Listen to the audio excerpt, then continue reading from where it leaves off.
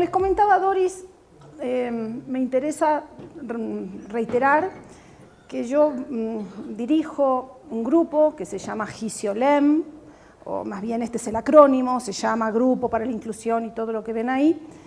Como es un poco largo, le pusimos un nombre de remedio. Gisiolem parece... Bueno, pero lo importante de este grupo es que justamente estamos llevando adelante investigaciones, gracias a que somos bastantes, investigaciones que en conjunto conforman un programa de investigación y que entonces estamos investigando las relaciones entre enseñar, aprender, leer y escribir en distintas disciplinas del nivel secundario, superior y de posgrado. Tenemos una página en internet, si ustedes googlean Gisiolem van a llegar fácilmente y allí hemos puesto a disposición, hemos colgado muchas de nuestras publicaciones que se descargan libremente, incluso libros enteros. Por ejemplo, este libro se descarga entero, ¿sí? Y así hay muchas otras cosas que se pueden descargar de la página. Entonces, si algo les interesa de lo que hablemos hoy y quedan dudas, pues no van a tener o dejar de tener oportunidad de poder seguir leyendo sobre estos temas. Acá les traigo, porque quería mostrarles dónde trabajamos, nuestras condiciones materiales son pésimas. La Universidad de Buenos Aires es la universidad más grande de Argentina. Le contaba a Doris que tiene 300.000 alumnos, 27.000 profesores, o sea, es un monstruo. Y tenemos muy pocos recursos, no tenemos casi nada. De hecho, pueden sorprenderse, pero los profesores en muchas de las ciencias sociales no tenemos oficinas. Yo trabajo prácticamente en mi casa. Y en cambio, cuando nos reunimos, y nos reunimos mi grupo nos reunimos quincenalmente durante 5 horas y media con los integrantes del Gisiolem que están haciendo sus tesis doctorales, son becarios doctorales o algunos ya hay un par que son becarios postdoctorales que estamos trabajando en conjunto, nos reunimos en la biblioteca del Instituto de Lingüística, que es por supuesto un lugar compartido, o sea, que entonces lo tenemos que reservar para nuestras reuniones. Esta es una de nuestras reuniones, aquí este es Lionel, por el momento es el único hombre, esperamos que se incorpore un profesor ecuatoriano a partir de enero próximo, que va a venir a hacer su tesis en nuestro grupo. Lionel es biólogo, está investigando sobre cómo se incluye la escritura y las tecnologías de la información y la comunicación. O sea, hoy escribir es escribir con TICs, ¿sí? En 2 aulas de biología. Esta es, claro, acá no se ve, acá hay alguien que es Manuela, después la muestro mejor. Esta es Elena es lingüista, está haciendo su tesis en aulas de letras o filología, no sé cómo lo llaman aquí, y de biología. Esta es Laura Colombo, está investigando sobre las experiencias de quienes hacen sus tesis doctorales, qué es lo que pasa. Esta soy yo. Esta es Isabel. Isabel acaba de entregar su tesis de maestría sobre, ella diseñó una secuencia didáctica, ella es profesora de matemática, una secuencia didáctica en aula secundaria que incluye la escritura y acaba de entregar su tesis sobre eso. Es una investigación-acción, la de ella.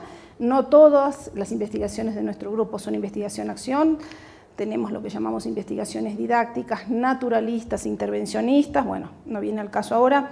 Esta es Natalia Rosli, está haciendo su tesis también en escuelas secundarias. En realidad es una escuela secundaria ubicada en un barrio de un sector socialmente muy desfavorecido y ha observado clases de 3 asignaturas de las ciencias sociales para ver cómo se trabaja la lectura y la escritura.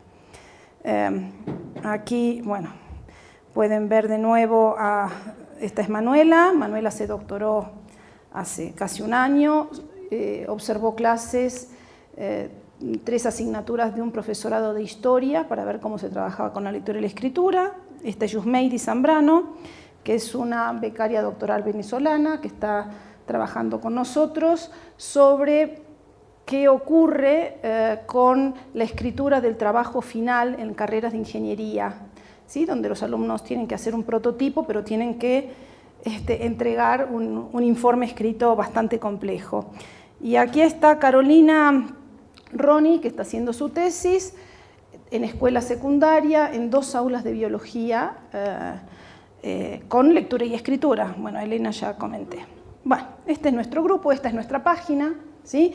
Si ustedes googlean Gisiolem, llegan aquí, y simplemente mostrarles que aquí a la izquierda tienen unos links que si hacen clic pueden bajar trabajos sobre posgrado, sobre universidad, sobre formación docente, sobre educación secundaria y los libros que tenemos publicados. Bueno, hay mucha información. Ahora empezamos con el tema, hecha esta presentación del grupo, porque yo hablo por mí, pero también recojo lo que mi grupo hace. Entonces, de alguna manera no es unipersonal, si bien lo enuncio en primera persona, lo que yo presento es parte de todo un grupo de trabajo y por eso les quería presentar a los otros integrantes que están detrás de lo que yo puedo compartir con ustedes. ¿Cuál es el objetivo que me propongo para hoy, para compartir con ustedes en estas 2 horas? Por un lado, discutir la idea de que la evaluación funciona, de hecho, querrámoslo o no, o sea, sin intención, como un organizador del estudio de los alumnos. ¿Qué quiere decir? Que de acuerdo a en qué se los evalúa y cómo se los evalúa, los alumnos dirigen sus esfuerzos de estudio hacia el modo y el contenido que van a ser evaluados. Esto es una clave. La otra idea que quiero discutir es justamente examinar críticamente las prácticas habituales de evaluación escrita y contrastarlas con otras prácticas, que uno podría decir prácticas más infrecuentes, que son las que aparecen en las investigaciones, algunas de esas prácticas también puestas en ejercicio incluso en mi propia aula universitaria. Y entonces he pensado, dado el carácter de esta charla que se da dentro de un seminario de formación de profesores noveles o profesores experimentados, traje materiales muy prácticos que yo usé con mis alumnos, que sé qué ocurrió, y eso va a ser como si fuera la segunda parte de la charla. ¿Cuál es la idea central? Y la digo del principio como para que no se pierdan. Yo voy a tratar de fundamentar, de argumentar que las situaciones de evaluación por escrito que existen o suelen existir, por lo menos en la Universidad de Buenos Aires y en muchas universidades argentinas, no solo de Buenos Aires, hemos hecho indagación en otras universidades. La evaluación por escrito es algo que ya existe, ¿sí? En muchísimas asignaturas diversas, de distintas carreras. Esas situaciones son una vía de entrada, una vía regia, para que las cátedras de cualquier departamento comiencen a ocuparse de la escritura, porque de hecho ya tienen escritura en esas situaciones. Lo que pasa es que tienen una solicitud de escritura que no suele ser muy fértil para que los alumnos aprendan, más bien son solamente una situación de acreditar lo que saben. Pero entonces la tesis que yo voy a defender es que podemos empezar a volver más formativas, que les sirvan a los alumnos para aprender, si empezamos a incluir algunas modificaciones en las formas en que solemos evaluar a los alumnos por escrito, a condición de que convirtamos esas situaciones ya existentes en menos instantáneas y más procesuales. O sea, que las repensemos no como una situación puntual de una vez, sino a lo largo del tiempo, y que también las repensemos para que dejen de ser situaciones absolutamente solitarias y empiecen a convertirse en situaciones colaborativas. Esta es la tesis que voy a tratar de defender. ¿Se entiende esta tesis? Bueno, no sé si se entiende por ese murmullo, no, pero tenemos toda la charla para que se entienda, sí. Ahora bien, ¿por qué, más allá de que, diríamos, o me pareció bien pertinente que en este seminario, que me comentaba Doris, estén trabajando sobre la relación entre escritura y evaluación? La evaluación es muy importante, no solo para evaluar, sino también para enseñar. Y esto es parte de la tesis que quiero presentar. En ciertas condiciones, cierto tipo de evaluación es muy importante para... A ver, fíjense, la lectura y la escritura suelen existir en la universidad en torno a prácticas evaluativas. ¿Sí? Si quitáramos las evaluaciones, quitaríamos buena parte de la lectura y la escritura de la universidad. Hasta el momento los alumnos suelen, por lo menos en donde nosotros hemos hecho estudios en las universidades argentinas, suelen leer y escribir mayormente o casi solamente para ser evaluados. En realidad, esas prácticas de lectura y escritura más bien se exigen, pero no se enseñan. ¿Sí? Se solicita que los alumnos lean y escriban, se supone que saben leer y escribir, por lo tanto, no se enseña cómo hacerlo, pero sí se lo requiere.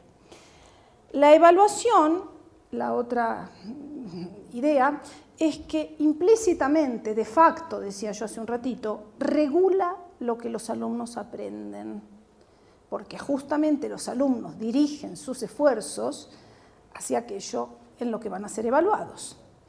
Y por eso les comparto una idea de unos autores ingleses que dicen: cambiar algún aspecto de la evaluación incide en la enseñanza más que cualquier otro cambio. Y esto está probado en algunos estudios donde lo que han modificado son otras propuestas pedagógicas, pero manteniendo la evaluación de la misma manera, y los cambios son reducidísimos, porque los alumnos siguen haciendo lo mismo, porque lo que regula lo que hacen los alumnos es lo que se les pide al momento de la evaluación, aunque se les propongan otras cosas desvinculadas de la evaluación. ¿Qué ocurre en las universidades argentinas? Habitualmente los alumnos tienen que leer y escribir, pero en pocas ocasiones reciben orientación sobre cómo tienen que leer y escribir.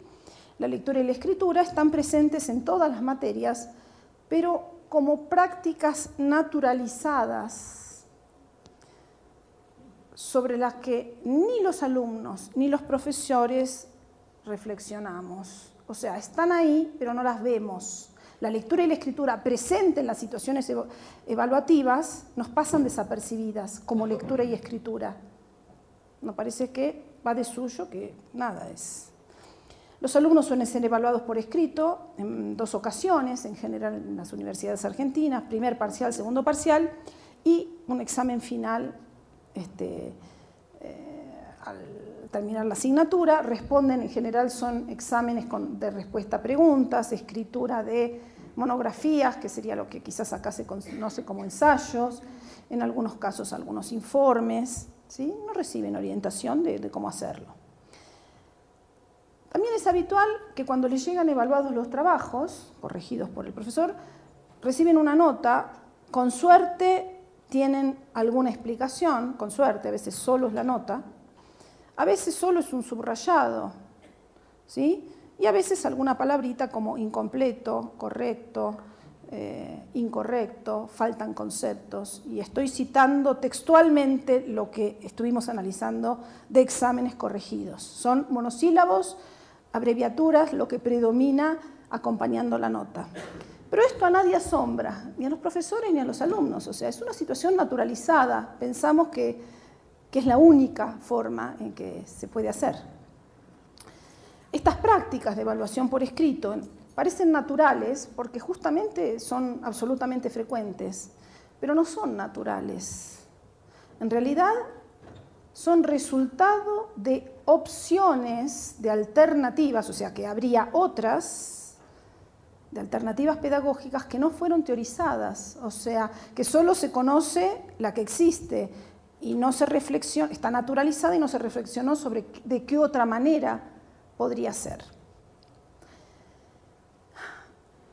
A pesar de este descuido reflexivo acerca de las prácticas evaluativas en las universidades argentinas, la evaluación, dijimos, incide decisivamente en lo que los alumnos terminan aprendiendo en una materia. En realidad, la evaluación es la forma en que los evaluamos funciona para los alumnos como un mensaje acerca de lo que los profesores esperamos de ellos en su paso por nuestras materias. ¿Sí? O sea, la evaluación no es solo lo que creemos que son, que es una manera de certificar si saben o no. Es el mensaje que les estamos dando a los alumnos sobre lo que es importante de nuestras materias. Y el problema me parece que queda conmovedoramente reflejado en la reflexión de un profesor norteamericano, que dice lo siguiente. Rick Leahy era el director del Centro de Escritura de la Universidad Estatal de Boise, de la Boise State University. Y dice Rick Leahy, parte del problema del ciclo tradicional de las tareas de escritura es que los alumnos hacen todo su trabajo al principio, elaborando su escrito, y el profesor hace todo su trabajo al final, calificándolo. Uno al principio, otro al final. Y sigue diciendo, no creo que haya forma de desprenderse totalmente de este patrón, pero cuando lo pienso es deprimente. Se produce muy poca colaboración. El profesor y la clase son como barcos que pasan en la noche. Fíjense qué metáfora. Son como barcos que pasan en la noche. Y sigue diciendo, el estudiante que entrega un escrito puede sentir, después de todo su trabajo, que el texto desaparece en un agujero hasta que regresa más tarde con una nota. Los profesores, por su parte, a veces sienten que los trabajos han sido escritos por una cuadrilla de extraños que no estuvieron en la clase, porque no dan muestras de haber prestado atención a lo que se supone debían hacer. Fíjense qué desencuentro, ¿no? Y esta metáfora de los barcos que pasan sin darse cuenta que el otro existe. Esto mismo es lo que dicen nuestros alumnos universitarios cuando los entrevistamos. Tenemos varios estudios, uno es a través de entrevistas a profesores y alumnos universitarios de distintas carreras, y por ejemplo, una estudiante de primer año de artes dice, en las materias te piden que el texto esté bien organizado, que se entienda, pero eso es lo que te piden, pero no te explican nada de cómo lograrlo, ¿no? No te dicen cómo incluir citas textuales ni referencias bibliográficas. Se supone que lo sabes o que lo vas a averiguar por ahí. Otro alumno también del ciclo básico común, que es como el primer año de la Universidad de Buenos Aires. El entrevistador, uno de los tesistas a mi cargo, le preguntó, ¿le pediste ayuda? Bueno, cuenta que tuvo que hacer un trabajo difícil, etcétera, ¿no? ¿Le pediste ayuda a alguien para hacer eso, esa monografía? Sí, a una amiga de mi mamá, que es profesora de lingüística, me explicó lo que tenía que hacer, me dio como una guía. Y la entrevistadora le pregunta, ¿por qué no le preguntaste a la profesora del curso? No me iba a decir lo que tengo que hacer, me iba a decir, piensen. Otro alumno de Derecho. Dice, en general, cuando recibe, porque los entrevistamos a algunos, les pedimos que trajeran los exámenes corregidos y entonces nos mostraban y hablábamos sobre lo que teníamos a la vista. Y dice este alumno, en general, siempre el examen entero es un visto, o sea, y una nota. Es muy raro que el profesor se encargue de guiarte por la corrección. Lo que hacen los profesores es subrayar lo que está mal. Y vos sabés que, porque está subrayado, está mal. Pero no sabés si está de más, si es al revés o qué.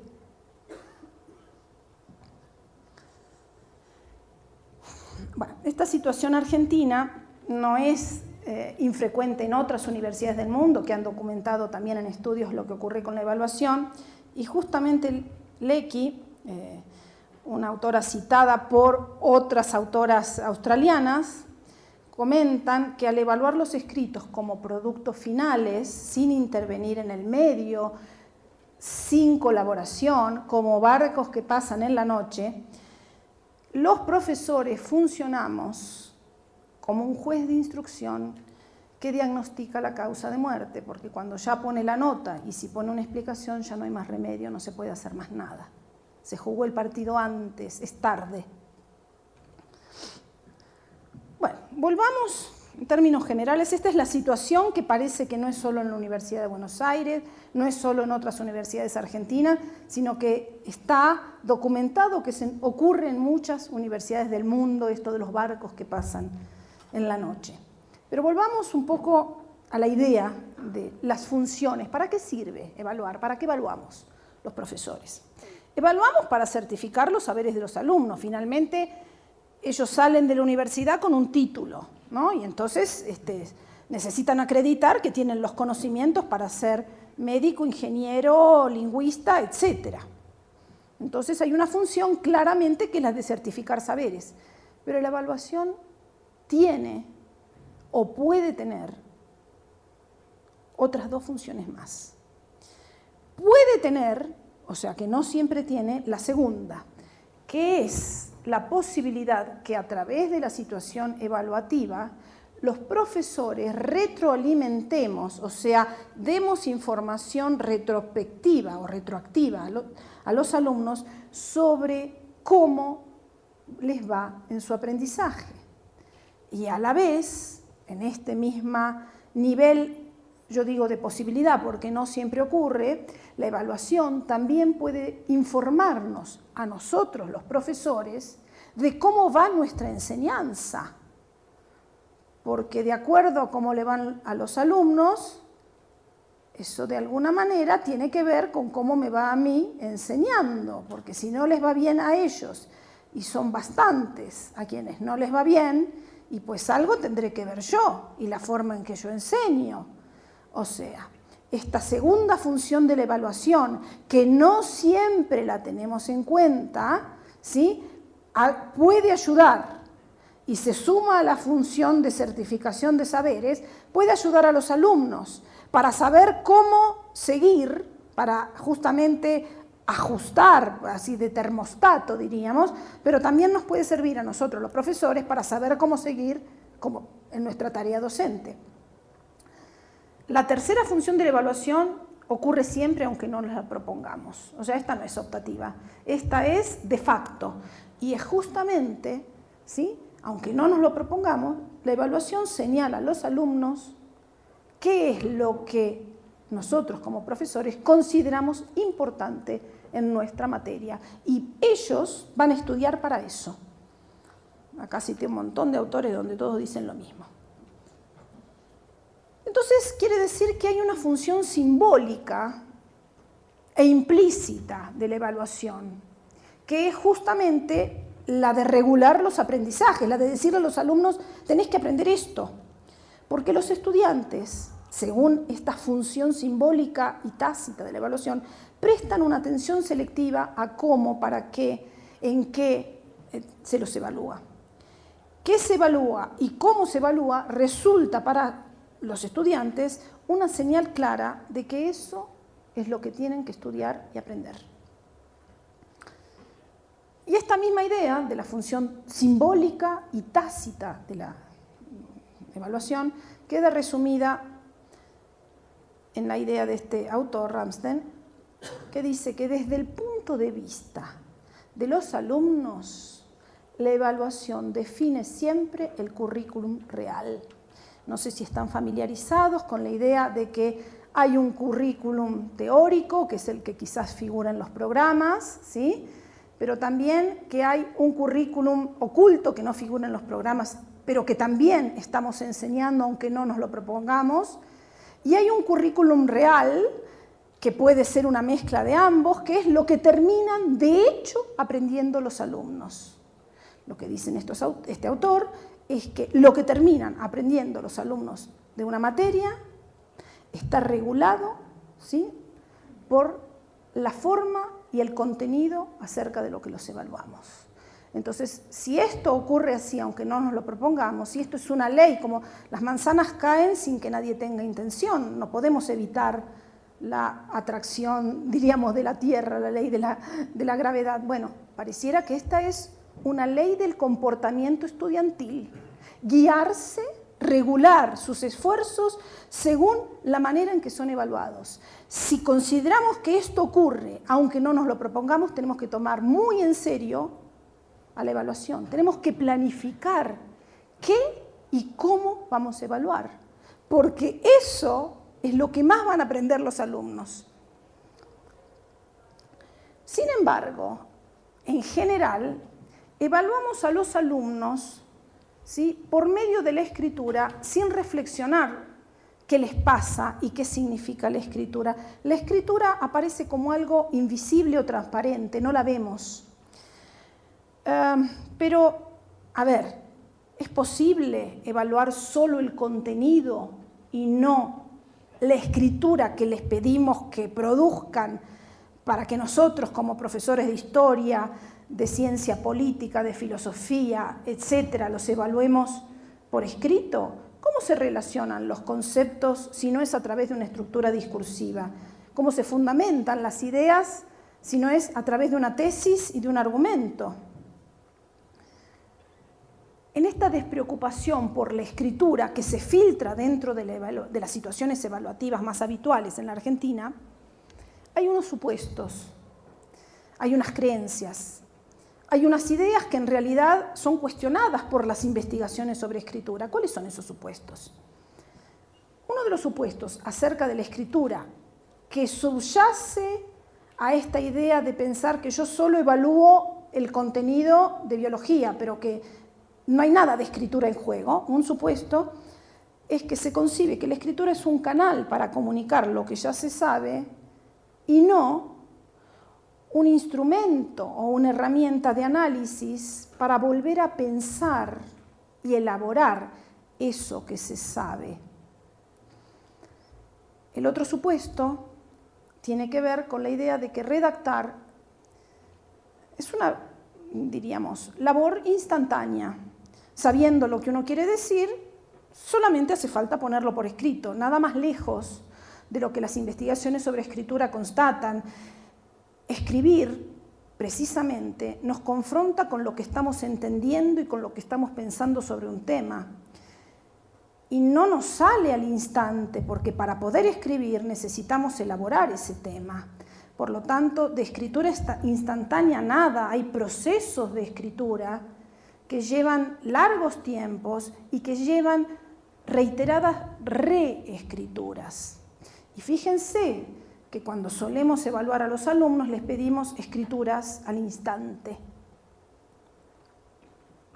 El otro supuesto sobre la escritura que subyace a las prácticas de evaluación por escrito más frecuentes, por lo menos en el entorno universitario argentino, es que la escritura se trata de una habilidad o técnica básica que se adquiere de una vez y para siempre al inicio de la escolaridad y que puede ser transferida para escribir cualquier tipo de texto y en cualquier contexto. Otra idea absolutamente refutada por las investigaciones. Las investigaciones muestran que leer, bueno, en este caso escribir, pero leer también forma parte de lo que las investigaciones muestran, no son habilidades básicas que se puedan aprender de una vez y para siempre, sino que son complejas prácticas sociales muy diversificadas que solo pueden aprenderse en el contexto de uso. O sea, que solo pueden aprenderse situadamente. No se puede aprender a leer y escribir en general y eso se traslada o eso se aplica a otras situaciones. Esta idea es falsa. Se sigue aprendiendo a leer y escribir con cada nueva clase de texto que tengo que escribir, con cada nueva clase de audiencia para la cual tengo que escribir, con cada nuevo género discursivo que tengo que escribir. Y en la universidad, las distintas cátedras piden escrituras de lo más diversas, de las cuales los alumnos no tienen experiencia anterior. Por lo tanto, necesitan seguir aprendiendo a escribir. Fíjense, habitualmente se considera la escritura como un canal de comunicación, como un tubo, como una cinta transportadora de un conocimiento elaborado en otro lado. Las investigaciones lo que muestran es que la escritura en realidad es el instrumento para elaborar ese conocimiento, es un instrumento cultural que ayuda a pensar de una manera distinta de la que se pensaría sin la escritura. La escritura en este sentido es definida por un autor, Walter Ong, un antropólogo que estudió las diferencias de mentalidades de las culturas ágrafas, o sea, que no habían desarrollado escritura, y las culturas que sí tenían. Y lo que dice es que la escritura es una tecnología del pensamiento. Dice así: writing is a technology that restructures thought. La escritura es una tecnología que reestructura el pensamiento.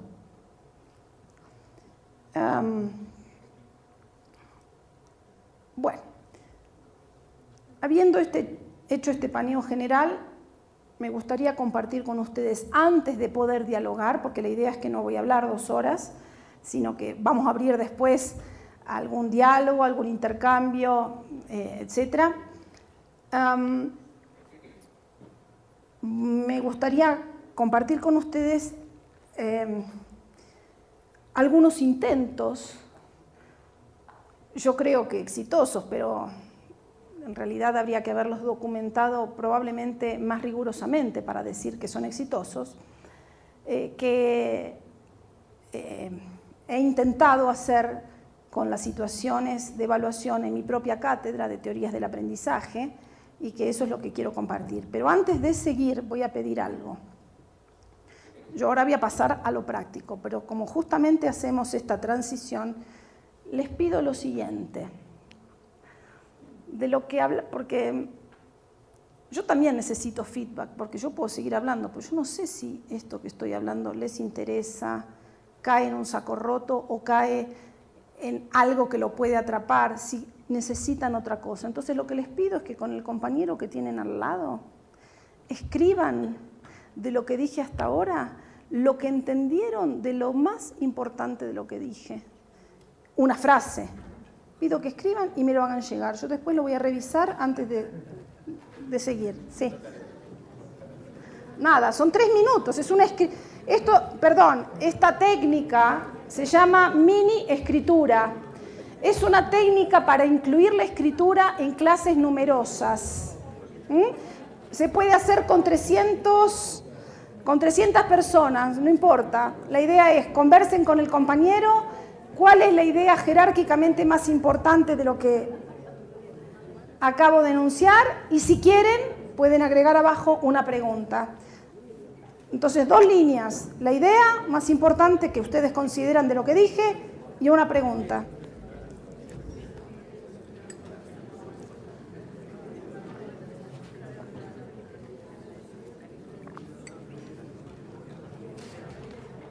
Una idea y una pregunta.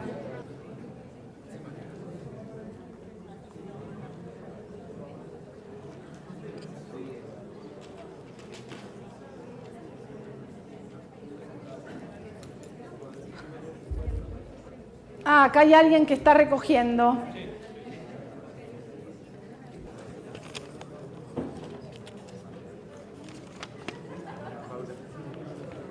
Muy bien.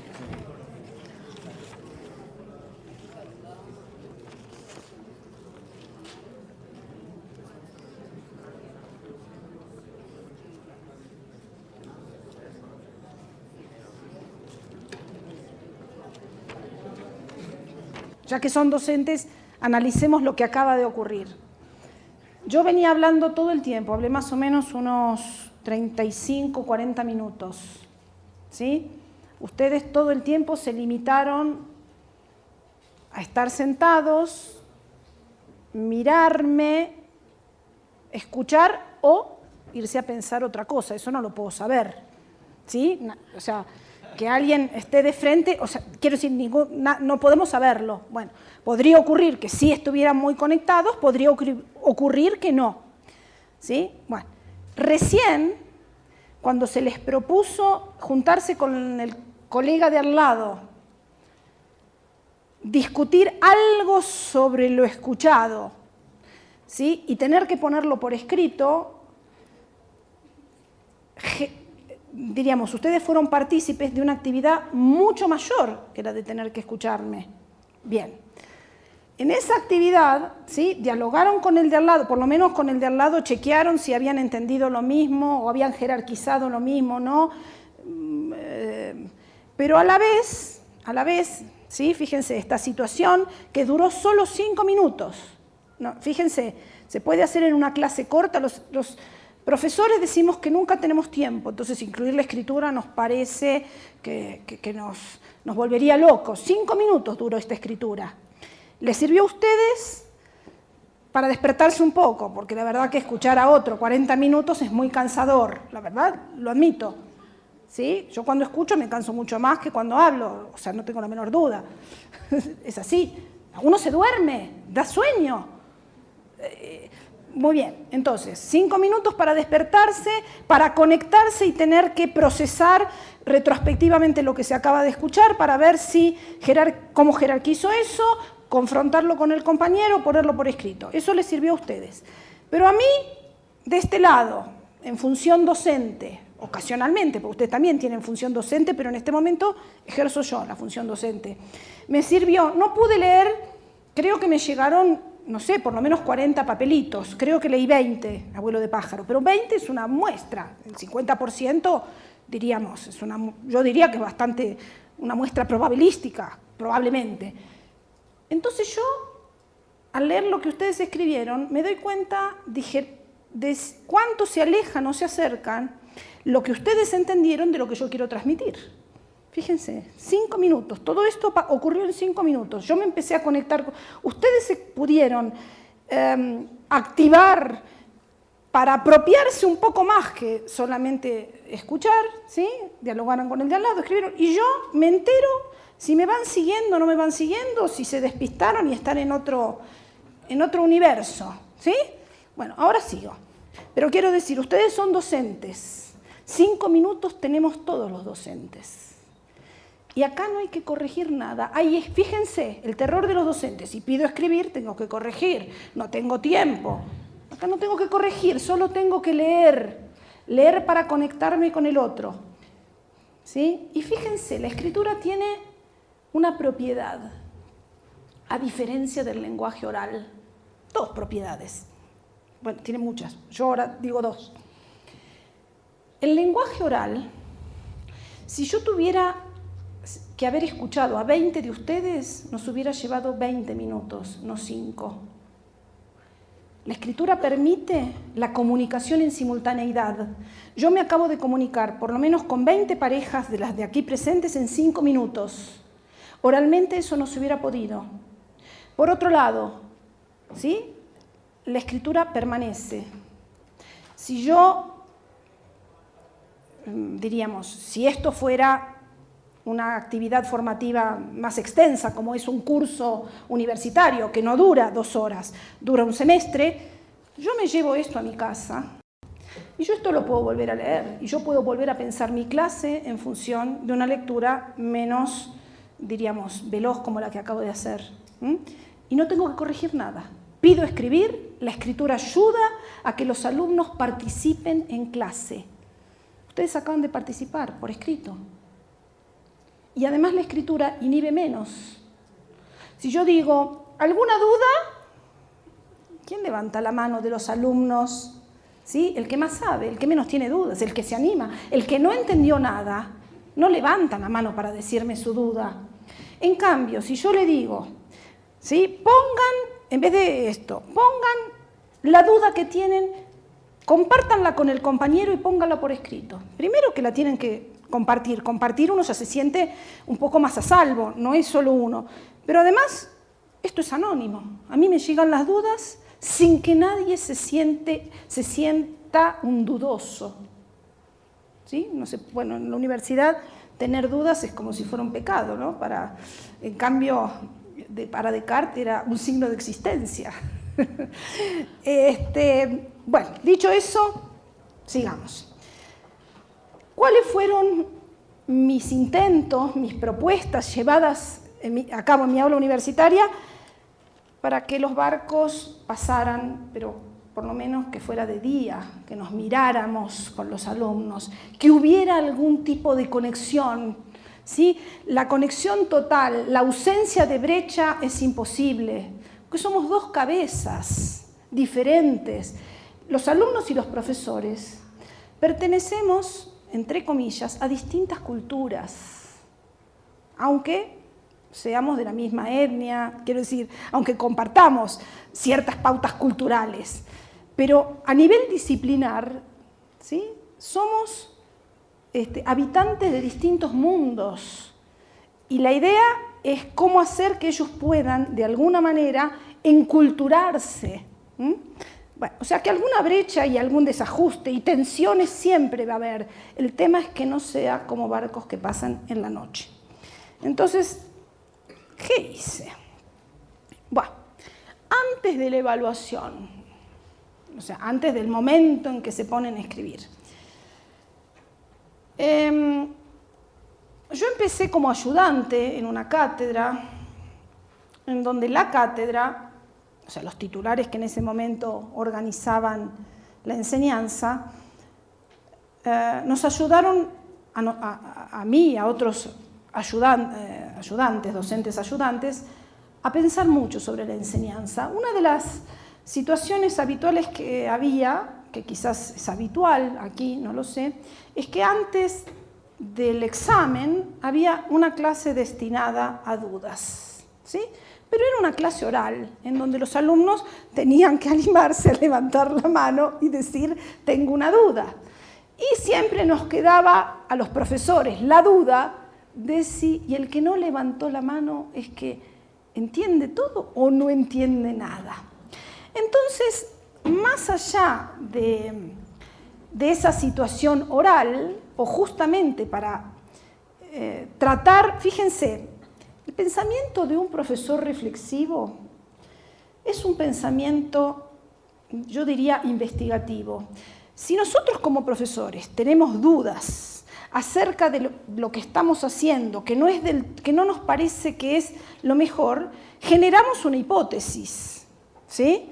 Que necesitamos ponerla a prueba en un ciclo de investigación-acción subsiguiente. La hipótesis fue, ¿sí? Si oralmente no nos comunican todas las dudas, ¿podemos hacer alguna otra cosa? Bueno, entonces, ¿qué fue las otras cosas que empecé a probar? Por un lado, me di cuenta que no tenía sentido que los alumnos llegaran al examen y que en el examen las preguntas fueran, oh sorpresa, ¿por qué yo no podía compartir con ellos de entrada, al principio del cuatrimestre, las preguntas con las que se las iba a evaluar? Ustedes me van a decir, pero ¿cómo les vas a decir las preguntas? Entonces solo van a estudiar para las preguntas. Bueno, momentito. Lo que yo hice sistemáticamente, y yo creo que dio muy buen resultado, ya les digo, no hice una investigación con registro sistemático de lo ocurrido, pero yo sí, durante todos los cursos paso una encuesta a los alumnos que anónimamente evalúan y yo misma, con ojos de docente, voy viendo. Yo lo que hacía es dar al principio de curso 50 preguntas. Pero 50 preguntas que no son de localización, no es que pueden abrir alguno de los libros o alguno de los artículos y subrayar la respuesta a esa pregunta. Son preguntas de integración, ¿sí? Son preguntas, bueno, en mi materia, era una materia de las ciencias sociales, teorías del aprendizaje, materia que dicté durante casi 7 años a profesores de biología, química, matemática y física, porque ya eran, diríamos, profesores en esas asignaturas y estaban aspirando a en Argentina lo que se llama una licenciatura, que es como un grado superior. 50 preguntas, 50 preguntas, de las cuales iban a surgir 3 en el primer parcial, otras 3 en el segundo parcial. Preguntas que no son de leer algo, sino de poner en relación varias cosas que se leen. Si los alumnos durante todo el cuatrimestre se preparan para responder las 50 preguntas, ¿acaso no van a estar aprendiendo lo que yo quiero que aprendan? ¿Por qué no dárselas de entrada? Entonces ellos ya saben qué tipo de cosas necesitan aprender en esta asignatura. 50. Si saben eso, pues yo me saco el sombrero. Ojalá alguien estudie durante el cuatrimestre con esas 50 preguntas, porque no son preguntas de localización, son preguntas de establecimiento de relaciones. Si de ahí van a surgir las 3 y con eso llegan mejor preparados al examen, pues bienvenido. Yo los tengo que preparar para que lleguen bien preparados al examen. Pero ¿qué más? En otra ocasión, esto de las 50 preguntas a mí me dio muchísimo resultado. Los alumnos, sobre todo, lo agradecían. ¿Y por qué lo agradecían? Porque justamente la evaluación contiene cierto misterio que intranquiliza, que hace que uno, en vez de prepararse para lo que tiene que prepararse, gaste energías, se estrese en cosas que son irrelevantes a la hora de aprender, ¿sí? Por lo tanto, se sentían seguros, se sentían confiados y estudiaban porque querían aprobar. Pero si justamente, diríamos, aprobaban, eran porque habían estudiado lo que yo quería que ellos estudiaran, porque eran preguntas absolutamente complejas. La otra cosa que hice, que la digo muy rapidito porque no fue de lo que más me pareció que servía, fue en vez de la clase de dudas anterior al examen, lo que hacíamos era una clase destinada a hacer un simulacro de examen, exactamente igual al día del examen, pero en donde la nota no contaba. Con lo cual, esto ayudaba, sí, a que los alumnos tenían que estudiar antes, porque tenían que venir a esa situación de examen, ¿sí? Y a la semana siguiente iban a tener el examen real. Esta situación de examen lo que tenía era que en el momento yo echaba un vistazo a lo que ellos habían escrito y hacía un comentario general acerca de eso que habían escrito para que les sirviera, para que cuando la semana siguiente tuvieran que escribir sobre otras 3 preguntas diferentes, ¿sí? Pero al menos pudieran ver en acto cuáles iban a ser mis criterios de corrección. Y esto es importante. Distintos profesores miran distintas cosas de lo que los alumnos escriben. Algunos alumnos piensan que para cierto profesor tienen que escribir largo, que no importa lo que digan, pero si son más palabras, mejor. Para otros puede ser lo contrario. Y hay hay mucha variedad de qué esperamos los profesores de nuestros alumnos.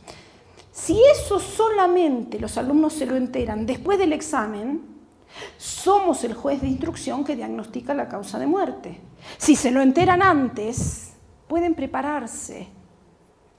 Entonces, en el momento yo leía y yo comentaba, miren, si alguien entrega esto la semana que viene, yo voy a poner tal cosa por tal razón. Esto requiere mayor concisión, esto requiere mayor precisión. O sea, de alguna manera, el comentario que yo hacía frente a ellos les permitía apreciar por anticipado cómo iba a corregir, qué iba a mirar en los exámenes. Cuestión que suele quedar oculta y solamente a veces hay alguna información sobre eso en los pasillos, porque son los alumnos del año anterior los que empiezan a correr la fama, mira, con este profesor tal cosa. ¿Por qué no se lo decimos directamente? Además, la forma en que corregimos tendría que ser, de alguna manera, con cierto criterio que nosotros podríamos fundamentar. Bueno, digámoselo antes del examen. Esta situación también me dio la de respuesta escrita a preguntas... volvamos. La de respuesta escrita a preguntas clase a clase. Es una situación distinta a la anterior, pero con el mismo objetivo. Que conozcan cómo un profesor va a corregir sus exámenes, ¿Qué va a mirar en ellos? Bueno, varias de estas situaciones están trabajadas, analizadas en este libro. Este libro muestra 10 situaciones de trabajo con la lectura y la escritura que yo hice en mis clases. Esta de respuesta escrita a preguntas y la del simulacro de examen creo que también está. ¿En qué consiste? Todas las clases, por lo menos en mi materia, yo daba 2 artículos para leer, 2 artículos o 2 capítulos del libro, que los alumnos sabían desde el primer día cuáles iban a ser para cada clase, ¿no? Pero justamente con esos 2 artículos que daba para leer y sobre lo que la clase iba a tratar, les pedía que antes de que yo diera nada de esa clase, ellos leyeran el artículo y respondieran algunas preguntas. Y trajeran, yo les daba varias preguntas, ellos podían elegir, tenían que elegir 2, y trajeran un papelito así con la respuesta a esa pregunta en 8 o 10 renglones. Era obligatorio entregarlo, ¿sí? Y yo me lo llevaba, supongamos al principio de la clase recogía, yo me la llevaba, leía una muestra, de acuerdo al número de alumnos, a veces podía leer 20, 30, no importa si no eran todas, era una muestra bastante importante, y en función de eso empezaba la clase siguiente comentando lo que había leído. Y por lo tanto, cuando yo comentaba sobre las respuestas que había leído, eso daba ocasión a 2 aprendizajes. Uno, a volver a trabajar el tema que habíamos trabajado la clase anterior, ¿sí? Pero a partir de lo que ellos habían escrito sobre lo que habían leído, ¿sí? O sea, volvíamos a trabajar conceptualmente el mismo tema, porque yo decía, miren, esta pregunta, en ese momento yo usaba retroproyector, o sea, ponía la pregunta y todo el mundo leía la respuesta. Era anónimo, ¿no? No había que entregarlo, ellos lo entregaban con nombre. De hecho, yo decía que esto era obligatorio, yo no controlaba, yo no iba a perder el tiempo viendo quién me lo entregaba y quién no. Si hay alguien que no me lo entregaba y descubrió que yo nunca controlaba, y peor para él. O sea, para mí esto servía para aprender. Pero la mayoría, yo me llevaba muchas, la mayoría me entregaba. Pero cuando yo proyectaba esto era anónimo, entonces ellos podían ver en el retroproyector la respuesta a tal pregunta, y en conjunto, no era solamente yo, en conjunto comentábamos cómo se podía mejorar esa pregunta, esa respuesta. Y ellos podían ver entonces el mismo contenido que trabajamos la vez anterior, retrabajado en esta ocasión, pero a la vez ellos podían observar qué era lo que yo estaba mirando de lo que ellos escribían. Y yo les decía, miren, cuando corrija sus exámenes, yo voy a mirar de la misma manera. Otra situación, antes de la evaluación, y les traje el registro físico de esto, tiene que ver con la evaluación de la siguiente manera. En realidad, esta es una actividad que fue documentada por una profesora australiana, Caroline Hogan, pero que dice que la tomó a su vez de un profesor inglés. Y yo la tomé de la profesora australiana, gracias a que la documentó y la pude leer. La situación es la siguiente, también está en este libro. ¿Cómo hacer para que los alumnos lean clase a clase? Y no una semana antes del parcial. Todos sabemos que si uno va leyendo en el camino, puede participar más de las clases, puede ir siguiendo lo que el profesor explica, ¿sí? Que el conocimiento va sedimentando, que se pueden establecer relaciones y que no es lo mismo leer una semana antes del parcial. Lo saben. Ahora, ¿cómo hacer para que los alumnos lean clase a clase? Muy bien.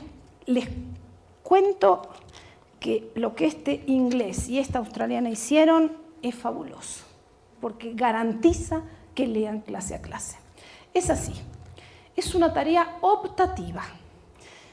El primer día explico que el examen final, al final del cuatrimestre, no va a ser escrito, sino que va a ser oral, que va a versar sobre alguna de las 50 preguntas que les doy al principio de la materia. pero que ellos, si quieren, van a poder utilizar sus propias fichas, ¿sí? Con la siguiente condición. Clase a clase, ellos tienen que leer los textos, esos 2 que yo daba para cada clase, y optativamente, si querían, podían hacer un resumen de cada uno de esos textos. Si me entregaban ese resumen en forma de estas fichas, con su nombre, yo las guardaba y el día del examen final se las entregaba. Optativo. A ver, acá se ríen. Les digo que todos me entregaron el resumen, pero esperen, ¿cómo me entregaron el resumen? A ver, vamos, acá lo importante es qué ocurrió, pero la situación es claramente así de sencilla. Optativamente, el día del examen en final pueden usar sus fichas, a condición de que me las hayan entregado para la clase donde se discutía ese artículo. Pero esperen, esto así de sencillo y así de exitoso, porque les cuento que requiere algo más. Requiere que yo la segunda clase pregunte cómo les fue con los resúmenes. Y entonces, si bien todos lo hicieron, se empiezan a quejar. Profe, es muy difícil resumir en media carilla o en una ficha el texto de 20 páginas. Entonces empezamos a ver, ¿y cómo lo hicieron? Y primero lo resumí en 6 páginas. Después, sobre esas 6, hice el resumen, empiezan a contar, hice el resumen del resumen. Y así, pero no llegué a la carilla, bueno, entregame lo que tengas. ¿Sí? Entonces me entregan 2 hojas. Para la próxima, te devuelvo estas 2 que me entregaste hoy, pero me traes la ficha. La tercera clase lo mismo, o sea, es abrir un espacio de qué les pasó resumiendo. En ese espacio oral, ¿no? De discusión, en ese espacio surgen una duda fundamental. Pero profesora, ¿cómo sabemos qué es lo que hay que resumir? Entonces uno diría, ¿sí? Según nos enseñaron en la escuela, y las ideas más importantes. El problema es que ¿cómo alguien sabe cuáles son las ideas más importantes? Y esto es algo que tenemos que trabajar con los alumnos. Decir las ideas más importantes es una tautología, a decir resumir, no dice nada. Entonces, justamente aquí, lo que yo trabajaba con ellos es que había 2 puntos de vista de lo que es más importante en una materia. El punto de vista del autor que escribe el artículo que tienen que leer, que en su texto ha dejado algunas marcas que ayudan a que el lector se dé cuenta de lo que ese autor está jerarquizando. ¿Me siguen? A ver, cuando un autor escribe, no escribe todo al mismo nivel, tiene una tesis y tiene subtesis, o sea, tiene una tesis y tiene un argumento que defiende esa idea, por lo menos en textos de las ciencias sociales, o sea que cuando yo leo algo, yo tengo pistas en lo que leo respecto de las introducciones, respecto de las conclusiones. En las conclusiones se retoma lo que el autor considera más importante. En las introducciones se anticipa qué es lo que se va a hacer y, por lo tanto, de qué va a tratar y qué es jerárquicamente importante. En el sistema de títulos y subtítulos, o sea, hay un montón de pistas. Muy bien. Pero eso es lo importante respecto del autor. Pero cuando un profesor arma su bibliografía para una asignatura y que toma de distintos autores, quizás está tomando lo que los distintos autores han escrito, no porque les interese el punto de vista de ese autor jerárquicamente, sino porque quizás les interese confrontarlo con otro autor. O sea, también hay un más importante desde la mirada de la cátedra. O sea, hay dos respuestas a qué es lo más importante. El del punto de vista de los autores que escribieron y el del punto de vista del lector. En este caso, ellos, fíjense, cuando ustedes van a leer, ustedes lectores, porque acá viene la diferencia entre alumno y lector, que no es... Nosotros somos lectores cuando no somos alumnos, somos lectores que elegimos qué leer, ¿o no? ¿No? ¿Sí? Yo elijo qué leer. A veces necesito leer algo, pero justamente elijo porque me sirve a un propósito. Los alumnos son lectores involuntarios, no eligen qué leer, les damos para leer. Y esto es bastante terrible. Los alumnos son lectores involuntarios, lectores cautivos, cautivos de que un profesor les diga qué leer. Esto tergiversa la situación de lectura porque transforma, deforma algo muy importante en la comprensión lectora, que es el propósito de lectura. Yo cuando elijo leer, cuando no soy alumna de nada, voy a leer con un propósito y lo más importante es lo que me ayuda a resolver mi propósito de lectura. ¿Me siguen? Yo puedo, incluso esto con internet, fíjense, yo quiero saber qué ropa ponerme para venir a Medellín y a Bogotá, quería saber cómo era el clima, tecleo en internet podría leer 1000 cosas, pero en ese momento mi propósito es obtener información que me ayude a elegir la ropa. Por lo tanto, jerárquicamente lo más importante en ese acto de lectura es cómo va a estar el tiempo en Bogotá el día que yo vengo. Aunque en internet hay cosas mucho más importantes, pero para mí, en ese momento como lectora, lo importante era resolver mi problema de la vestimenta. Bueno, los lectores hacemos esto siempre, cuando leemos diarios, que no los leemos ni de adelante para... O sea, somos los lectores que no somos alumnos, somos lectores muy selectivos. Y nos quitamos de encima todo lo que se podría leer y que quizás es muy importante para los autores o para pero que para nosotros, según nuestro propósito de lectura, es irrelevante. Cuando estamos en posición de alumnos, esto se tergiversa totalmente. A los alumnos se les dice que lean, pero entonces lo que tenemos que ayudarles a ellos es a reconstruir ese propósito de lectura perdido, porque si solo leen porque les toca leer, no van a entender nada, no van a poder relacionar lo que leen. Entonces, cuando estábamos hablando del resumen, cuando ellos preguntaban, pero ¿cómo sé qué es lo más importante? Y bueno, entonces ahí fue trabajar, miren, para los autores hay marcas de qué es más importante, pero para esta cátedra, ¿dónde ustedes pueden averiguar qué es lo importante para esta cátedra? Y leyendo con un programa al lado. El programa de una materia es un mapa de qué es lo que un profesor está queriendo ver en los textos. Ya sea el listado de contenidos, depende, los programas se pueden elaborar, las preguntas que pueden aparecer en un programa, ¿sí? Pero a la vez, las 50 preguntas, fíjense, que yo les daba a principio de curso, también son un propósito de lectura, porque estas fichas les iban a tener que servir para responder 3 de esas 50 preguntas, con lo cual empiezan a tener un propósito de lectura que les permite distinguir la paja del trigo, o sea, lo que en esta materia, leyendo las preguntas, se van a dar cuenta que yo no les iba a preguntar, aunque sí podía aparecer en un libro, no sé, en qué año nació Platón, pero que seguramente yo sí les iba a pedir que pudieran ubicarse temporalmente, no sé, que Platón era racionalista y había vivido en el siglo V, pero que después, muchos años después, aparece otro racionalista que es Descartes, ¿sí?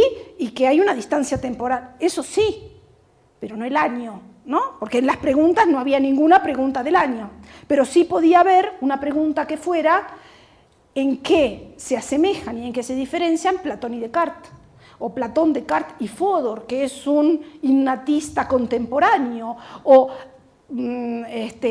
Aristóteles, no sé, algún empirigium y algún psicólogo empirista, y el conductismo, Skinner. Eso les podía preguntar, la relación. Bueno, entonces, tarjetas resúmenes para usar en el examen final si se trabaja con ellos, ¿qué significa resumir? ¿Cómo se sabe qué es lo más importante?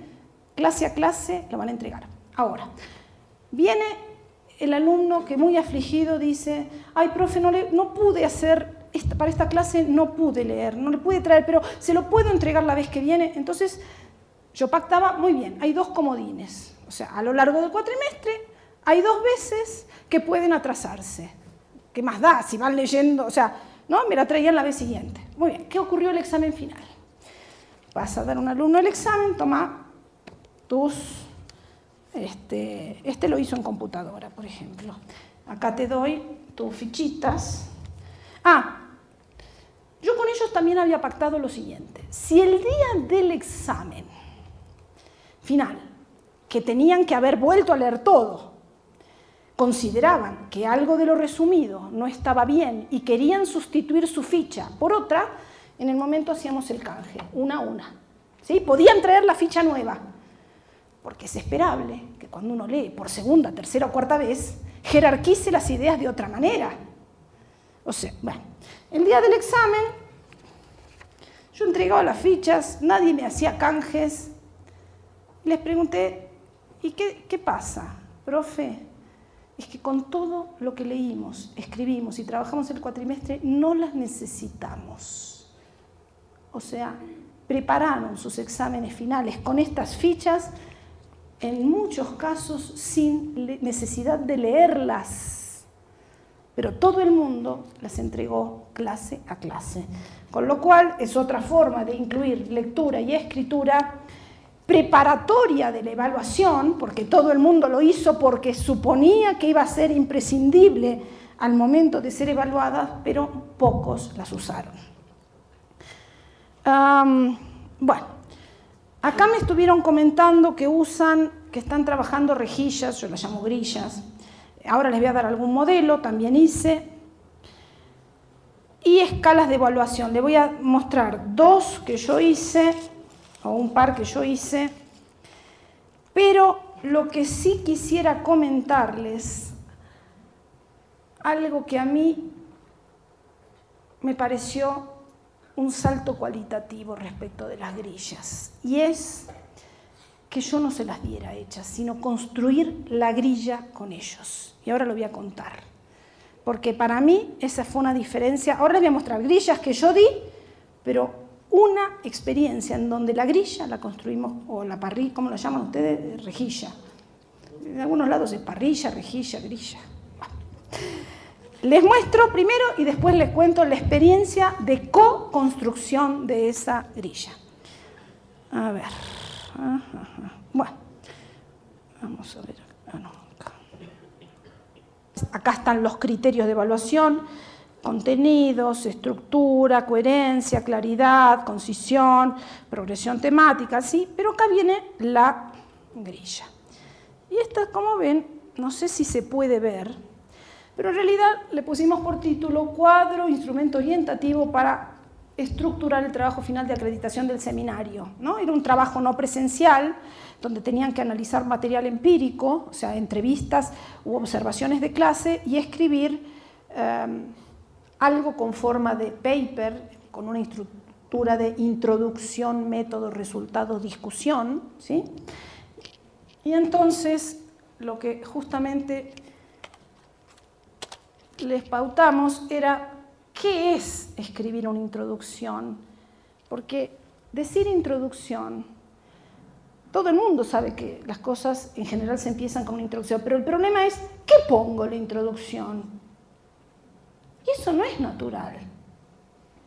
O sea, y se puede especificar. Entonces acá está el objetivo del trabajo, son en algunos casos alternativos. El marco teórico desde el que se interpretan los datos, es decir, la articulación de conceptos que funcionan como herramientas de análisis. La pregunta que los autores de la monografía, esta era grupal, hacen a los datos, qué miran en ellos y, si se quiere, el resultado principal o tesis del trabajo. Después venía un ejemplo, cómo el objetivo del trabajo se puede enunciar. Y entonces, en este trabajo se presenta, Después viene un ejemplo de cómo se puede enunciar el marco teórico. ¿No? Después viene un ejemplo de con este marco teórico, el estudio, o nos preguntamos tal cosa. Después viene cómo se enuncia la tesis. Y después viene una tercera columna acerca de qué es lo que ellos deben intentar en esta parte y qué es lo que el profesor va a mirar para evaluar. Entonces los autores intentarán, los docentes evaluarán, que cumpla la función de presentar y anticipar, o sea, que la introducción cumpla la función de anticipar y de presentar lo que contiene el resto del trabajo. Y para ello tiene que haber una coherencia entre el objetivo que se enuncia y lo que efectivamente después aparece en la parte de análisis, etcétera, ¿no? Que los conceptos, ¿qué dice ahí? Yo ni veo. Desarrollados estén articulados entre sí, ¿no? Bueno, y así, con la metodología, descripción del corpus de datos analizados. Un ejemplo, ¿y qué vamos a mirar? Que cumpla la función de describir qué se hizo, ¿no? Análisis descriptivo interpretativo, bueno, un ejemplo, y que cumpla la función de explicar y fundamentarlo. Bueno, esto es una de las tantas grillas que uno puede entregar por anticipado para que alguien sepa qué es lo que un docente está esperando que contenga cada parte de lo que escribe. Bueno, sí, es un poco puntillosa esta grilla. Bueno, volvamos.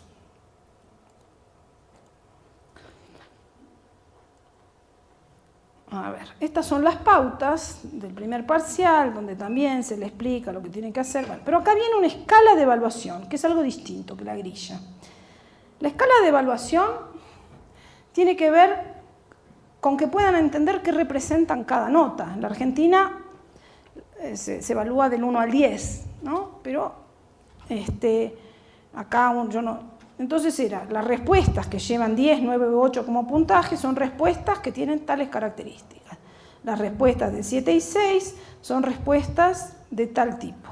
Las respuestas de 5 y 4 son respuestas... Bueno, las respuestas es que tiene que volver a dar el examen. Bueno, esta es otra cosa. Y le voy a pasar a contar para mí lo más interesante, que fue también inspirado en unos autores australianos. A mí me impactó mucho cuando leí la experiencia de Zadnik, Zadnik, está igual citado, en este libro seguro que está citado, Zadnik y Radloff. Zadnik es un físico australiano de la ciudad de Perth, de la costa oeste australiana, y Radloff, un especialista en escritura y aprendizaje.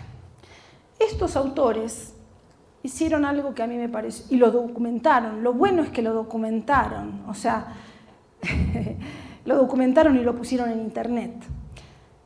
En esta universidad australiana, la Universidad de Murdoch, o no sé cómo se pronuncia, había un curso de comunicación escrita para físicos al inicio de la carrera, que no funcionaba, porque los alumnos lo consideran absolutamente irrelevante. Ellos iban a estudiar física, que venga un profesor a enseñarles a redactar, no tenía nada que ver con ellos, y por lo tanto no aprendían a redactar.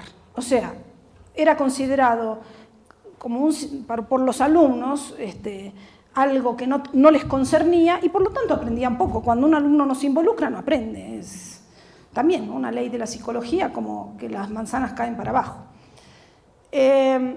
Entonces se decidió una reestructuración departamental y se decidió que esa materia, impartida anteriormente por especialistas en escritura o en lenguaje, iba a empezar a ser impartida en equipo por un especialista en escritura y aprendizaje junto con un profesor de física.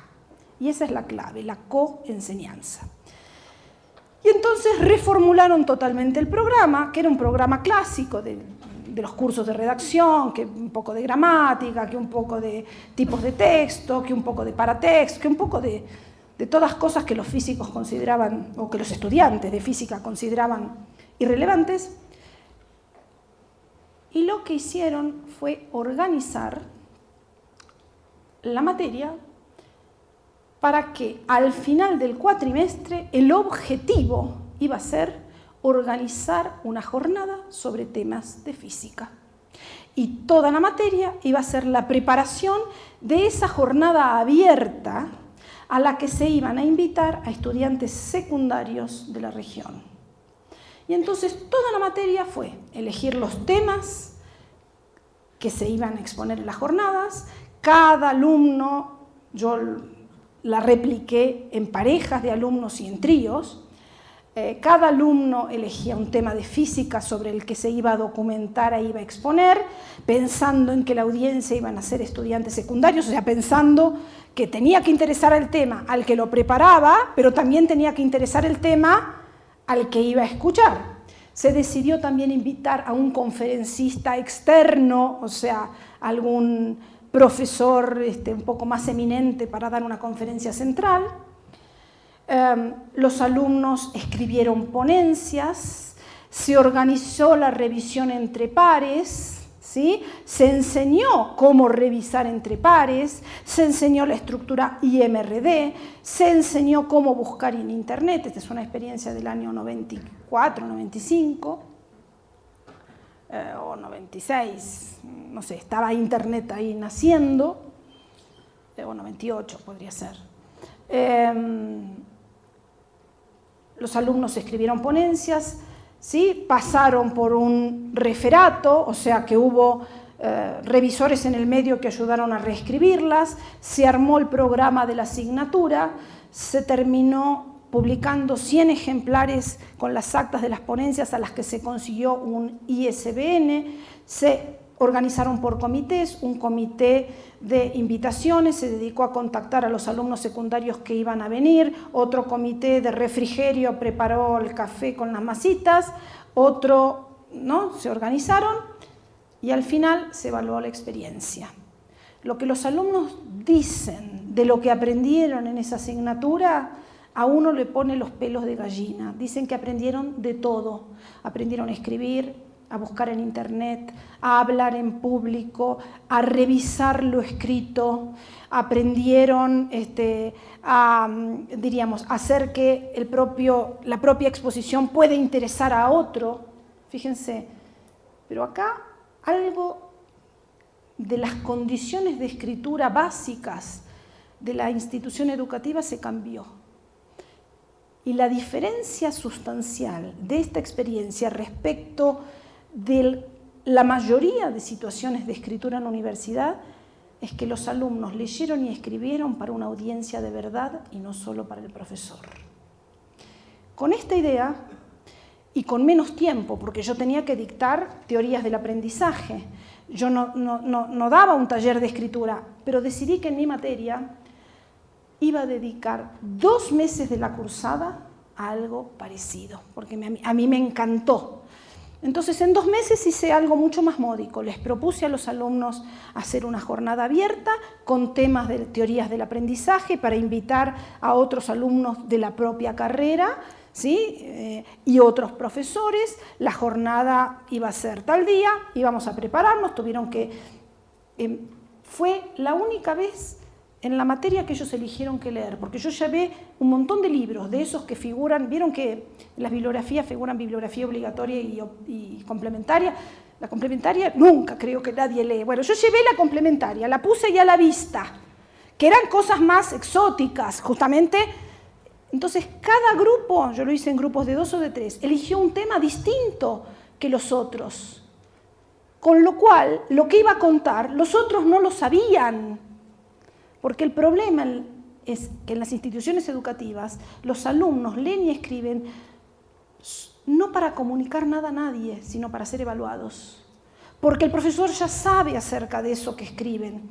En esta situación donde la audiencia se amplió, y no solo fui yo como profesora, sino que vinieron profesores de otros cursos que no conocían los temas, alumnos de otros cursos, y ellos mismos, porque leyeron y escribieron sobre cosas diferentes,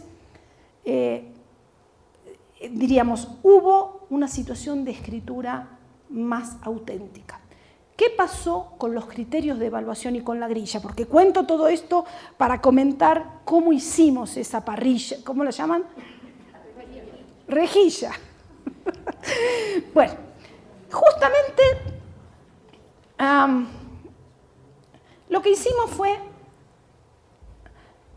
o lo que yo les dije, miren, esto estamos preparando jornada abierta que tiene que interesar a los que vienen, pero a la vez yo los tengo que evaluar ustedes.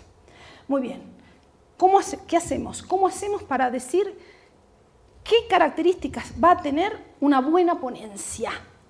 ¿No? Porque ellos iban a exponer. Y bueno, estos son todo lo que ellos, este es el listado que yo copié de lo que ellos me fueron dictando en el pizarrón. La exposición del tema debe adecuarse al nivel de la audiencia. Adoptará un registro de divulgación. Quizás lo dijeron de una manera menos técnica y acá está un poco traducido. Debe tener coherencia interna y claridad conceptual. Debe ser autónomo, o sea que debe ser entendido por sí mismo y no presuponer cosas que dejen afuera a quien está escuchando. Debe tener un eje temático. Fíjense que acá un montón de cosas. Pero si ustedes se fijan, a los costaditos me aparecen unos numeritos. Entonces, cuando ellos me fueron dictando y colectivamente yo fui tomando nota en el pizarrón de todos estos criterios, una vez que eso estuvo escrito, ¿sí? Yo me lo llevé, o sea, yo lo copié, me lo llevé y justamente repensé que estas cosas que parecen distintas en realidad pueden categorizarse en ejes. No hablan todas cosas distintas. Y de esto que ellos sugirieron, aparecieron 6 ejes. El propósito, o sea, para qué se presenta, la consideración de quién va a escuchar, de la audiencia, la coherencia interna, o sea, que si uno dice voy a hablar de tal cosa, efectivamente hable de eso, la organización, ¿sí? Que haya justamente una presentación, que introduzca y anticipe al lector, etc. La argumentación de la idea central, que si yo afirmo algo lo tengo que justificar, ¿sí? Y a la vez se habló de la exposición oral, de qué imagen transmite quien expone. Ellos hablaban de la imagen del profesional. Entonces fíjense que estos numeritos, estas 6 cosas, se corresponden con lo que ellos fueron diciendo, ¿sí? Entonces lo que ellos fueron diciendo queda plasmado en estas 3 cosas. Y a partir de ahí es que se armó esta grilla, ¿sí?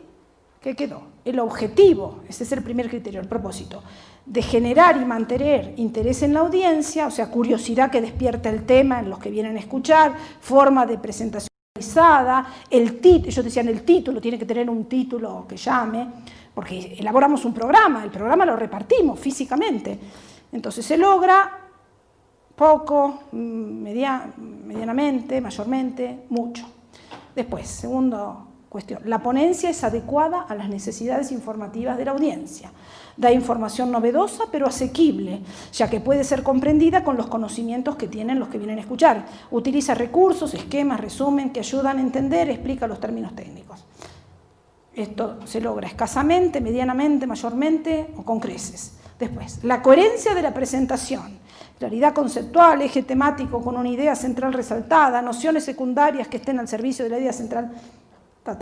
Bueno, así con todos los criterios. O sea, que esta parrilla, grilla, ¿cómo dirán? Rejilla.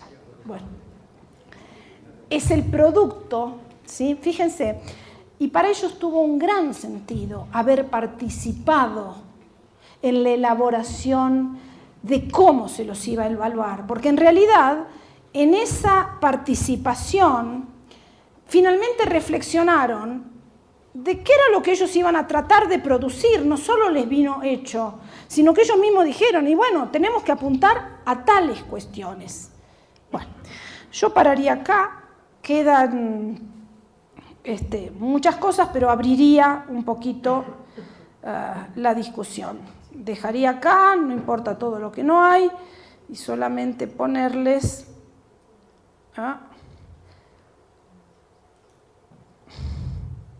Sí. Si quieren después paso un poco las referencias bibliográficas y dejaría acá y abrimos un poquito a la discusión. Voy a plantear lo siguiente, ¿sí? hay varias maneras. Una, levante la mano el que quiera, ¿sí? Otra, pónganse de acuerdo con el compañero y levanten la mano, pero con una pregunta que interese a dos. ¿Qué hacemos?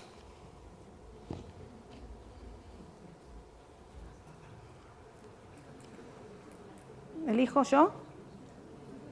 ¿O ustedes? Muy bien, con el compañero discutan. Las preguntas son de a dos. ¿Ya se pusieron de acuerdo? ¿Hay alguna pareja que hay que levantar de a dos manos? Con una no va. De a dos, de dos personas. Tiene que ser preguntas representativas de dos. Muy bien, ahí, acá. Después ahí, o cualquiera. ¿Qué experiencia se tiene sobre evaluaciones de materias formales como en ingeniería, como materias matemáticas? ¿Cómo? Donde no se escribe mucho, sí, es más... No hay tanta redacción. Bueno, a ver, yo ninguna, porque no soy docente de esas materias, pero en mi grupo hay dos tesistas, una que ya entregó la tesis y otra que en curso, uno con justamente la experiencia en matemáticas, es en una situación evaluativa, ahora cuento cómo fue, y se está indagando qué ocurre con la escritura del trabajo final de ingeniería, que ahí hay mucha escritura de este prototipo. Bueno, la de matemática en realidad es en aulas secundarias, ¿sí? ¿Qué es lo que hizo Isabel Benasco? Isabel Benasco, como profesora de la asignatura, lo que hizo fue introducir la escritura de dos maneras. Por un lado, ella les tomaba la prueba, creo que con formulaciones matemáticas, así, y los alumnos la hacían y ella se las devolvía con marcas en los costados en donde había algunos problemas para que los alumnos con el compañero tuvieran que hacer dos cosas. Uno, darse cuenta de cuál era el problema y ver si lo podían corregir con ayuda del otro, ¿sí? Y por otro lado, escribir por qué creían que se habían equivocado. Esa fue la breve situación que puso a prueba. Lo que Isabel analizó en esta tesis es que introducir, por un lado, la instancia de que no es el profesor el que corrige, sino el profesor marca, pero después es el propio alumno con algún compañero el que trata de ver, diríamos, en qué pudo haberse equivocado, y la introducción de que haya un otro es lo que justamente genera una dialéctica, porque si fuera solo el alumno quizás no se da cuenta, con otro que quizás ve las cosas de otra manera puede darse cuenta. Eso introdujo una modificación, ella habla metacognitiva importante, y a la vez el tratar de justificar por qué se había equivocado. Isabel categorizó las respuestas que dieron los alumnos secundarios de por qué se habían equivocado, y las respuestas no todas implican el mismo nivel de toma de conciencia o de reflexión. Hay respuestas que dicen me equivoqué porque estaba distraído, o sea, en realidad no, pero hay otras, dice me equivoqué porque no tuvo en cuenta, no sé, la propiedad asociativa. Y así hay una gradación del tipo de reflexión que se pudo hacer. Y saber lo que hizo con esas respuestas fue después discutirlas oralmente. Fíjense que lo que en esta actividad donde se introduce el diálogo con el compañero, se introduce la justificación, o sea, que implica una reflexión de por qué me pude haber equivocado, y se introduce una discusión en clase de qué ocurrió con todo esto, lo que hace es que la situación evaluativa deja de estar separada de lo que es la situación de enseñanza-aprendizaje e incorpora algún elemento en donde se sigue aprendiendo. Esa es la principal característica. Por el lado de Yusmeidi Zambrano, esta doctoranda venezolana, ella ha hecho el seguimiento de 8 alumnos en el último año de carrera de ingeniería. Creo que 5 que les va muy bien y 3 que les cuesta muchísimo poder presentar este trabajo, observando cómo han sido las interacciones con sus profesores, y descubre algo que ya lo veníamos viendo en otras cosas, pero que es preocupante y que tiene que ver con la reproducción de las desigualdades de base. A los alumnos que les va mejor reciben mucha más orientación de los profesores que a los alumnos que más les cuesta. Es como si a los profesores, ¿sí? Nosotros hemos visto cómo son los borradores que van entregando los alumnos que mejor lo hacen y los alumnos que peor lo hacen, y donde tienen muchísima más intervención del profesor son los que están mejor escritos, ¿sí? En donde hay casi una coautoría, en donde el profesor interviene en el texto para ayudar a mejorarlo. Incluso sabemos por entrevistas que ese profesor está esperando que ese alumno entre a su laboratorio y casi empieza a ser un discípulo. En cambio, a los alumnos que más les cuesta, lo que les ponen es incompleto, no se entiende nada, o sea, no hay colaboración, hay sanción. ¿Sí? Bueno, eso es lo que vimos. Esto no es yo no te estoy dando un ejemplo de cómo hacer, te estoy diciendo el conocimiento que nosotros hemos recabado. A ver, en esto hay que basarse en investigaciones. Quizás hay en otros lados investigaciones, pero también es un campo que no hay tanto. Y quizás es la oportunidad para que acá algún interesado pueda querer iniciar una investigación sobre el tema de la lectura y la escritura, de cómo insertarla, o diríamos, en sus asignaturas. Es lo que puedo responder. A ver, las 2 manos de ahí. Aquí acordamos hacer una pregunta acerca de algunas sugerencias o experiencias para evaluar grupos numerosos de estudiantes, grupos entre 100 y 200 estudiantes que, por ejemplo, aquí en la Facultad de Ingeniería, para la que damos también algunos cursos de física, en el caso mío, nos enfrentamos a esa situación. Tenemos que hacer 3 exámenes parciales en el semestre escritos, y pues es necesario calificar esos exámenes y generalmente pues, tenemos dificultades con eso. ¿Qué experiencias y qué sugerencias nos podría hacer la doctora Paula acerca de evaluación escrita, evaluación constructiva, evaluación para el aprendizaje con grupos numerosos de estudiantes? De física, nada. Voy a hablar en general de grupos numerosos, ¿sí? Quizás algo de esto sirva o quizás no. Nada. A ver, nosotros en nuestro grupo no creemos en el concepto de aplicación, nadie aplica nada. Todos, en todo caso, recontextualizamos. Entonces, dicho eso, que yo no voy a hablar de lo que hay que hacer, sino en todo caso de lo que conozco y que en ciertos contextos ha funcionado, después cada uno puede pensar si puede o no, con algún tipo de adaptación, ponerse a prueba en sus propios contextos para ver si funciona. Yo diría que en el caso de las aulas numerosas, lo que hay que hacer es no esperar a introducir la escritura en la evaluación, hay que introducirla antes. Y antes significa que en todas las clases de 100 o 200 estudiantes se puede incluir lo que se llama una mini escritura. En inglés lo van a googlear si quieren y van a encontrar un montón de experiencias, se llama The 1 Minute Paper, el trabajo de 1 minuto.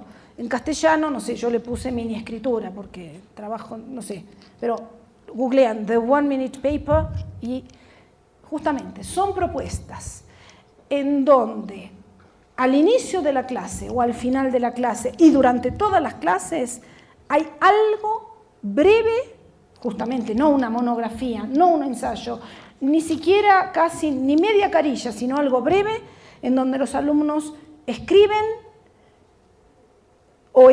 sobre lo leído o escriben sobre lo que se está entendiendo de la clase. Entonces, ejemplos de esta mini escritura, voy a poner ejemplos. Comienzo de la clase, primer día de la materia. ¿Les puedo pedir a los alumnos que escriban algo? Sí. Se miran con el compañero y además, en general, es interesante que esto se haga colaborativamente por 2 razones. Una, porque nos llega la mitad de papelitos, ¿sí? En clases numerosas es bien importante. La otra es que da ocasión a pensar con, y sabemos que pensar con ayuda a pensar mejor que si solo pienso solo. Entonces, fíjense, no es solo la escritura, es en qué condiciones vamos a pedir escribir. Porque no es que la escritura por escribir se hace la magia, es la escritura en ciertas condiciones crea condiciones de trabajo intelectual más fecundo, de eso se trata. Primer día de clase, entonces, muy bien, con el compañero, antes de que yo empiece la clase, miren el programa, ojeen el programa, les estoy pidiendo que lean, ¿sí?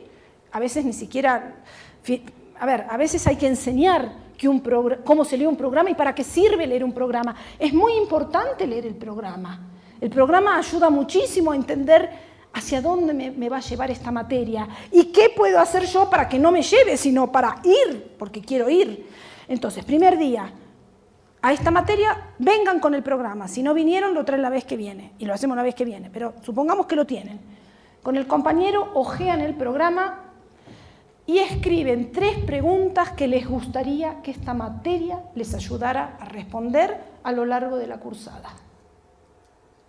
A ver, ¿qué significa esto? Fíjense, leen, se conectan con el programa, conocen al compañero, charlan un poquito, se comentan lo que los alumnos tienen que comentarse y empiezan a pensar de qué va a ir esta materia y para qué les va a poder servir, qué interrogante se les abre. Entonces yo me llevo eso como docente y empiezo a pensar si efectivamente mi materia va a poder ayudarles a responder esas preguntas. Entonces, ¿qué hago?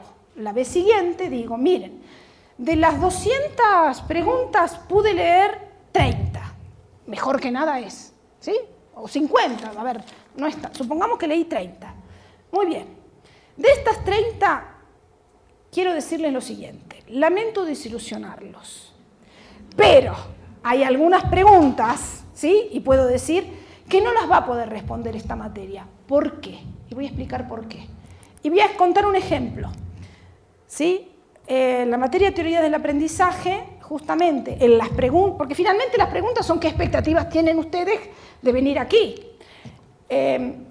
Puestos a enunciar sus expectativas, muchas eran que de la materia que yo dictaba, ellos iban a saber cómo enseñar física, biología, matemática y química.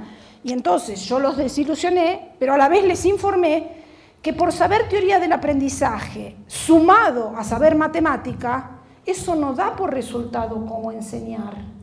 Eso requiere un trabajo didáctico que es de otra naturaleza y empecé a explicar por qué esa pregunta no se iba a responder en este curso y para qué sí les iba a servir este curso, o sea, mi materia.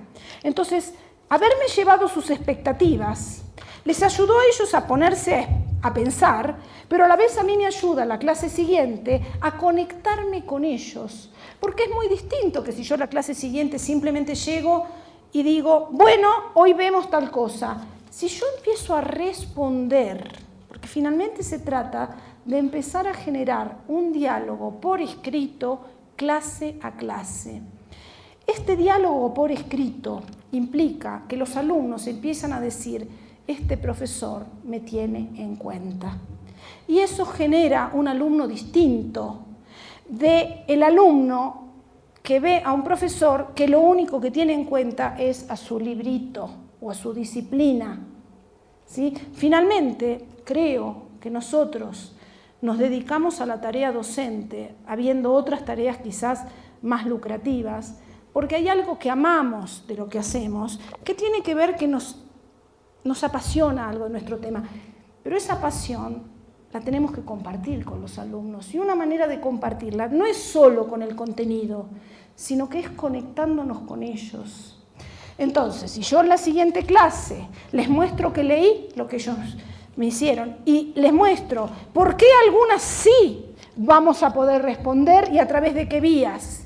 Y puedo empezar ya a sugerir, mirá, tal cosa tiene que ver con tal, o sea, puedo empezar a delinear algo de la materia, pero tales no, por tal razón, ahí empieza a haber una articulación.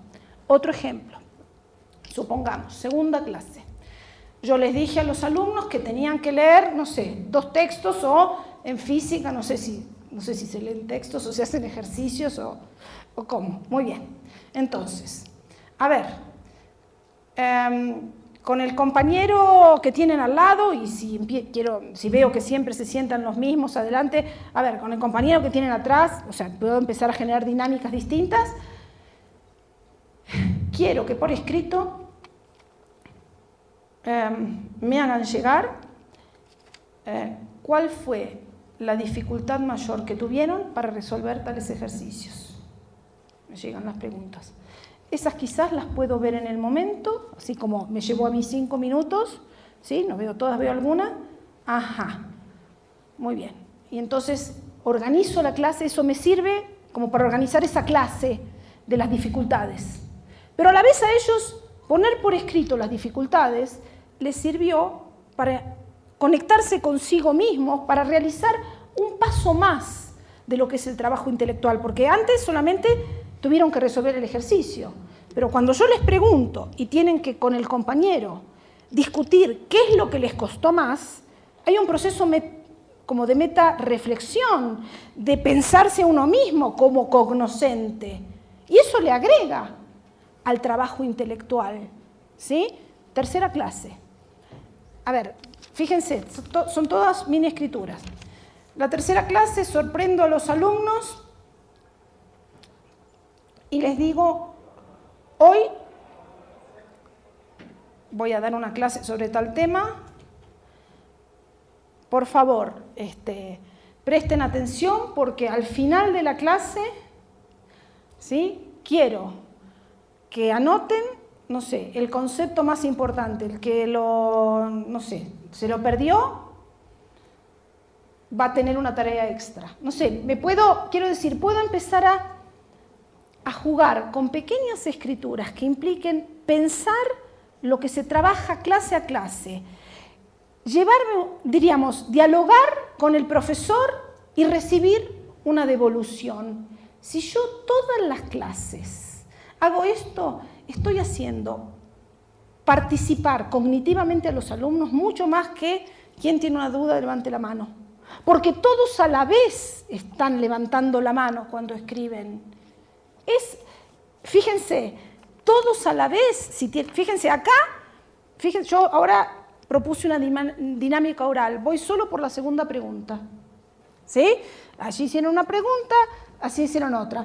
Si yo hubiera pedido por escrito, todos hubieran hecho una pregunta, o por lo menos yo podría conocer más que 2. Acá solo, en esta dinámica oral, estoy pudiendo 2 de los valientes, podríamos decir.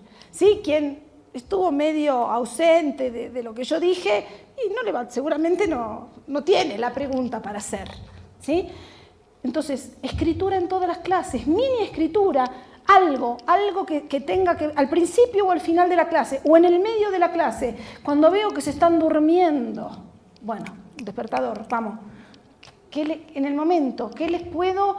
Entonces, pueden hacer preguntas los alumnos, puedo decirles, respondan una pregunta, pero claro, una pregunta que tenga algún sentido. Ahora, a veces es más interesante cuando ellos hacen preguntas, más que respondan, porque ellos están acostumbrados a responder. El tema es, ¿qué les inquieta? Que yo puedo tener en cuenta, ¿sí? Para mostrar que mis clases les van a aportar en esa inquietud. No sé si respondo. Es muy abstracto, es muy general. No sé en qué medida va a servir en física, pero la idea es multiplicar el diálogo. Y la escritura es apropiada porque en un mismo tiempo me permite hablar a cientos de personas. Es eso. 2 manos. Ahí hay una mano solitaria pero empedernida. ¿Se asoció? Está bien, muy bien. Hola, buenas tardes. Mi nombre es Julio Ciabato del Departamento de Ciencias Humanas de aquí de la universidad. Yo tengo una pregunta muy sencilla y normalmente me gusta siempre trabajar con los primeros semestres, de segundo, tercero, y cuando recibo los trabajos de los estudiantes y también cuando hago los exámenes y tiene una parte teórica muy grande, la redacción de los estudiantes y más que la redacción de la deficiencia en las puntuaciones, en las faltas de ortografía y todo eso siempre complica mucho la lectura. Entonces hay puntos de algunos que toca leer hasta 4 y 5 veces para realmente saber si lo que dice ahí o tratar de intuir, porque leer es imposible, intuir si la respuesta es correcta o no. Entonces no sé si de pronto en tu experiencia tienes alguna metodología para afrontar esas escrituras, que obviamente es normal que sean así porque no es un proceso reflexivo como cualquier escrito tiene, sino esa primera escritura que ellos dan como respuesta es muy compleja de entender. Gracias. Bueno, está muy buena tu pregunta porque es bastante común lo que vos comentás, que no entendamos lo que están diciendo los alumnos y que tengamos que sobreinterpretar, ¿no? Finalmente no se sabe si el que está respondiendo somos nosotros o ellos, porque le agregamos tanto. Bueno, esto primero hay que decirlo, los alumnos tienen que saber que estamos en esa situación, primera cosa. Ahora, acá habría, me parece, varias cosas para pensar como hipótesis, porque finalmente lo que yo estoy proponiendo es que tomemos los problemas como una oportunidad de investigación. Entonces, frente a este problema uno puede empezar a generar hipótesis. Y las hipótesis son solamente eso, son ideas que necesitan ser puestas a prueba para ver si efectivamente reciben sustento empírico con otros alumnos o con estos en otras clases o no. Pero entonces, ¿qué hipótesis yo podría generar frente a esta situación? Podría pensar varias cosas. Una, que los alumnos solo si escriben para ser evaluados y para el profesor no van a encontrar el más mínimo interés en puntuar bien, en que la ortografía está bien, porque si total ellos saben que el profesor sabe del tema, se apoyan en que si yo les estoy diciendo lo que ellos ya saben, ellos me van a corregir, ¿para qué me tienen que entender tanto? No les estoy comunicando. El alumno sabe que cuando escribe para el profesor no le escribe para comunicarle información, escribe para que el profesor le diga si está bien o mal, por lo tanto delega en el profesor, que es el profesor, y además viene de toda una tradición escolar, en donde no se enseña a que es el autor de un texto, también el encargado de revisarlo, sino que se disocia la función del productor de la función del evaluador, que queda siempre depositada en el profesor. Tus alumnos, si son de los primeros años, vienen de esa tradición. Si tú les pides algo distinto, les estás casi cambiando el contrato didáctico. ¿Pero cómo? ¿No es usted el que corrige? Y bueno, si tengo falta de ortografía, corríjamelas. A ver, yo estoy describiendo mi hipótesis. Entonces, por un lado, quizás habría que pensar la situación de escribir para ser evaluado, donde solamente la audiencia eres tú, como profesor. No se puede ampliar la audiencia, no se puede evaluar a los alumnos ahora que también podemos trabajar con foros virtuales, con blogs, a través de que publiquen algo que valga la pena. No, quiero decir, hipótesis. No digo, yo no lo probé. Yo hace unos años no trabajo con alumnos de grado, estoy trabajando en posgrado, ¿sí? Entonces, antes no usaba blogs. O sea, no sé, creo que no sabía ni lo que era un blog. No se puede ampliar la audiencia en donde el error de ortografía, el error de puntuación, no sea simplemente que el profesor no me entiende, sino que hay otros para quien yo estoy escribiendo, en donde eso, que no saben acerca de lo que estoy escribiendo, y que por lo tanto solo mi escrito les va a poder comunicar, porque no voy a tener el interpretante que eres tú como profesor, hipótesis. Si no se puede ampliar la audiencia, y la audiencia entonces empieza a crear la autoexigencia ¿sí? De que se tiene que entender. Pero ahora, si yo voy a publicar, no puedo publicar lo primero que escriba, porque sabemos nosotros que cuando publicamos fue un largo proceso con muchas reescrituras. Primero me tuve que poner de acuerdo conmigo misma sobre el contenido de lo que quería decir, de lo que podía pensar, porque cuando yo escribo, yo pienso, no sé de entrada qué pienso si no lo escribo.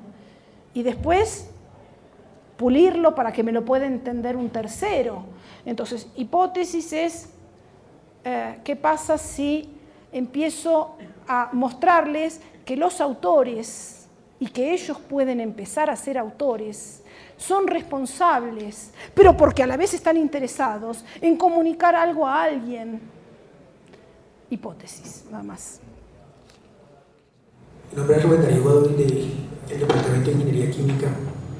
Nuestra pregunta es si, además de todo lo que tenemos que dictarle al alumno en las 12, 15 semanas que tenemos que dictarle en un curso, introducimos un tema adicional, un espacio que pueden ser 5 minutos, pero 5 minutos de escritura al estudiante más 5 minutos de contarle qué es lo que está mal en la siguiente clase, como una retroalimentación, va sumando muchos minutos. Realmente pues vemos que es una cosa que no se puede hacer en la medida de lo que uno quisiera. ¿Cómo podemos tratar de solventar ese problema? Maravilloso que salga esta pregunta, porque es el tiempo, ¿sí? El tiempo didáctico, o sea, el tiempo del transcurso de las clases, o a veces es el tiempo del profesor el que siempre se invoca y es el que, como un obstáculo para poder ocuparse de la escritura en todas las materias. Así que me felicito, o te felicito de que haya salido esta pregunta. Bueno, a ver, efectivamente, si tú incluyes la escritura, habrá algún tema que quizás no puedas darlo porque hay una impenetrabilidad de los tiempos, así como hay una impenetrabilidad de los cuerpos, ¿no? Si yo uso 5 minutos en una cosa, no la puedo usar simultáneamente en otra. O sea, es cierto que hay un contenido, algo, que tú no vas a poder dar. Bueno, pero déjame decir 2 cosas más.